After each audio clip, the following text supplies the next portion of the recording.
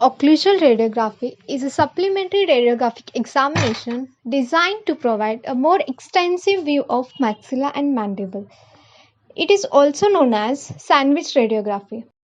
Types of occlusal radiography. In mandibular occlusal projections, there are mandibular cross-sectional view, mandibular topographic view, pediatric mandibular view. When it comes to maxillary occlusal projection, maxillary occlusal cross-sectional view, maxillary occlusal topographic view, vertex occlusal view, pediatric occlusal view. Comes to film placement of occlusal radiography.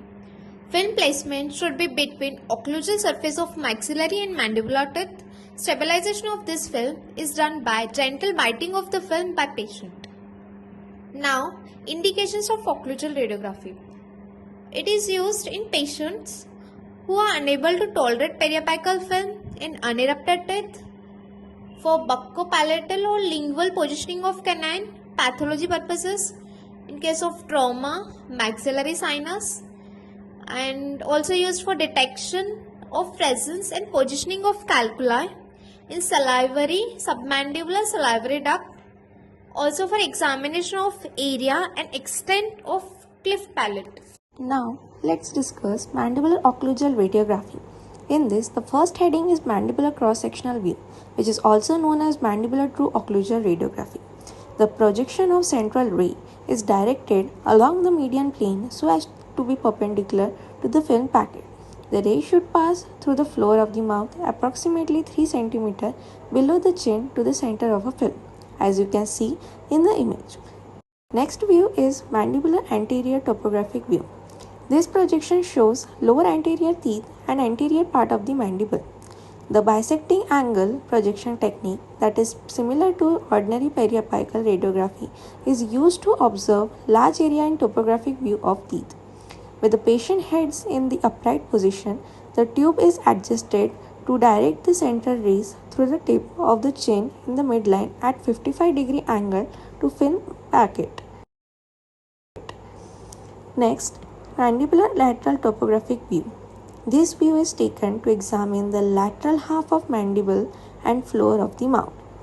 In this, the projection of central ray is such that the head is positioned so that the occlusal plane of the mandibular teeth is perpendicular to the horizontal plane and the median plane is vertical. The central ray is directed from below the mandible and through the second molar at a perpendicular angle to the film packet. These are the techniques for maxillary occlusal radiography. First is the maxillary cross-sectional view. It shows the anterior portion of the upper anterior teeth.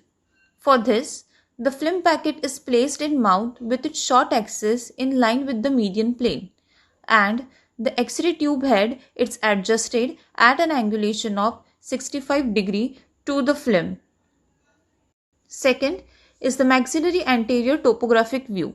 For this, the film is placed horizontally towards the maxillary teeth and the long axis is crosswise in the mouth. It is important to have a minimum of 1 cm of the film anterior to the maxillary central incisors. For this, the X-ray tube is aimed at an angle of 45 degree to the occlusal film.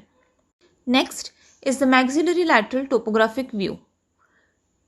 For this, the film is placed so that its long axis is parallel to the facial surfaces of the posterior teeth, and the X-ray tube head is positioned to the side of the patient 2 cm below the outer canthus of the eye and directed towards the center of the film with a vertical angle of 60 degree. Now next is the vertex occlusal view. This view shows the view of the tooth-bearing portion of the maxilla from the above. For this, the film packet is positioned in mouth with a short axis in line with the median plane and the film is placed far enough distally to include all the teeth. The X-ray tube is adjusted so that the central ray is projected downward and perpendicular to the plane of the film in midline.